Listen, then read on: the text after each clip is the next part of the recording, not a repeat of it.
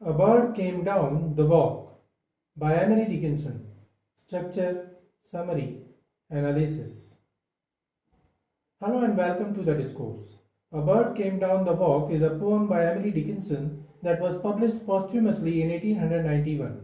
It is a typical Dickinson poem in which she used imagery, symbolism, and her signature rhyme scheme and meter to explore the themes of nature.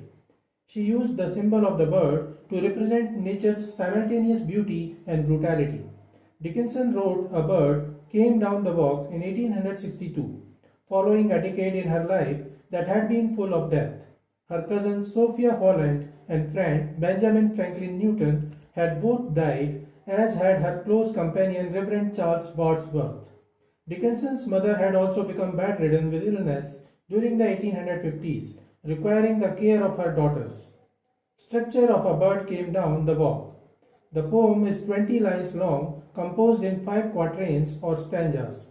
Each quatrain follows a loose rhyming scheme of A, B, C, B, and the poet rhythmically breaks up the meter with long dashes.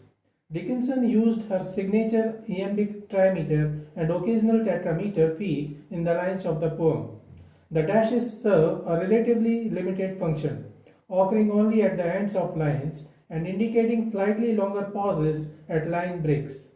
The major strength of the poem lies in the imagery. The poet takes the reader to a whole new world of watching the action of a bird.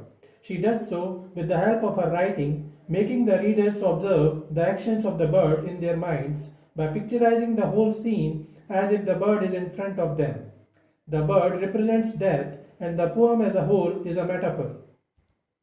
In addition, Emily used alliteration, enjambment, juxtaposition, simile, and personification of the bird. Summary of A Bird Came Down the Walk. Stanza 1, lines 1 to 4. A bird came down the walk. He did not know I saw. He bit an angleworm in halves and ate the fellow raw. The poet describes the simple yet beautiful movements of a bird that is coming down the walk. The poetess is probably talking about a sidewalk or a path near her home or where she is situated, from where she could observe this bird. While the speaker is observing the bird is unaware of being observed. The poetess is careful enough not to frighten the bird or startle him. Emily Dickinson personifies the bird by using the adjective he for the bird. The poetess indicates the intervening interactions of man with nature. Birds are often wary of human beings and will not behave the same way if they are aware that they are being watched. The whole scene appears naturally beautiful, but nature is brutal too. The speaker notices that the bird finds a worm and eats it raw, biting it in half. To accentuate the brutality, the poetess notifies the worm as an angel worm. Stanza 2, lines 5 to 8. And then he drank a dew from a convenient grass, and then hopped sidewise to the wall to let a beetle pass. The bird continues to amaze the speaker as she observes that the bird is drinking the dew from the grass. It doesn't have to go anywhere else to find water, making the dew and grass convenient. The bird's life is shown as a simple movement from need to need. Then the bird sees the beetle and hops sidewise to let the beetle crawl past. These two creatures may appear simple to the reader, but just a while ago, the bird bit an angel worm in halves. Unlike the worm the bird killed and ate, it let the beetle go away undisturbed. One may assume the beetle's death is yet not imminent. The poetess continues using caesura by using dashes. Stanza 3, lines 9 to 12. He glanced with rapid eyes that hurried all abroad. They looked like frightened beads, I thought. He stirred his velvet head. The speaker continues to study the bird with a keen interest, as if trying to understand the inner feelings of the bird, as if trying to live the life of that bird herself. The speaker notices that the bird is anxious and alert as it looks around with rapid eyes. The bird's eyes move quickly, all abroad, trying to see everything at once. The bird is very on edge and aware of the variety of dangers it might face. The eyes of the bird are probably black, and as they move hurriedly in the bird's eye sockets, the speaker feels as if they are like frightened beads.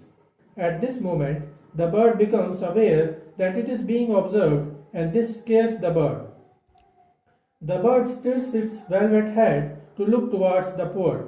Dickinson used the word velvet to express the grand stature of the bird and how loving it appears. Stanza 4, lines 13 to 16.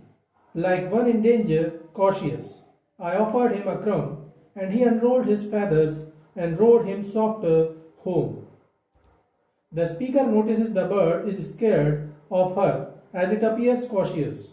The speaker didn't wish to startle the bird, she loved to observe the bird quietly.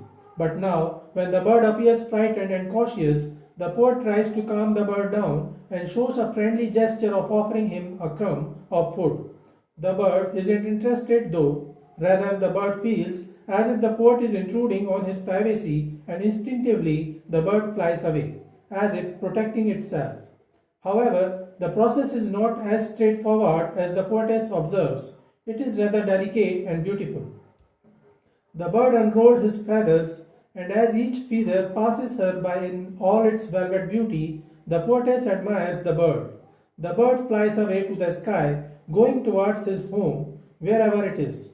However, the speaker uses a metaphor to suggest that the bird rode, comparing the sky with water.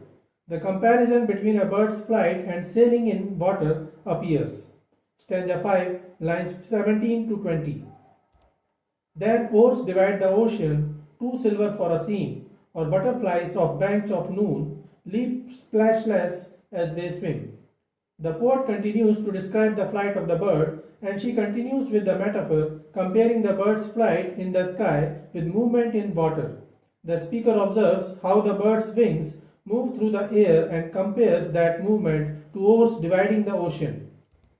An oar is a long pole with a broad blade at one end used for propelling or steering a boat. The speaker further beautifies the bird and compares it to a butterfly that takes off from the banks of noon in the heat of the day. It jumps and moves and splashes through the air. When someone moves and jumps through the water, the movement creates splashes. However, the movement of a bird is soft like that of a butterfly, moving without causing any ruffles or splashes. The poet continues the metaphor by comparing the bird's flight to movement in the water, as if the bird swimming in the sky without causing any stir, ruffles and splashes. In the first line of the 5th quatrain, Dickinson used alliteration while repeating the letter O, oars, ocean, and in the second line the letters S, silver, seam, is repeated. In the last lines, Dickinson used enjambment to express the flight of the bird, showing how the bird's actions are more fluid when it is flying. In addition, the poetess used simile, butterflies of banks of noon, leap splashless as they swim, to describe the beautiful flight of the bird. So this is it for today. We will continue to discuss the history of American English literature. Please stay connected with the discourse. Thanks and regards.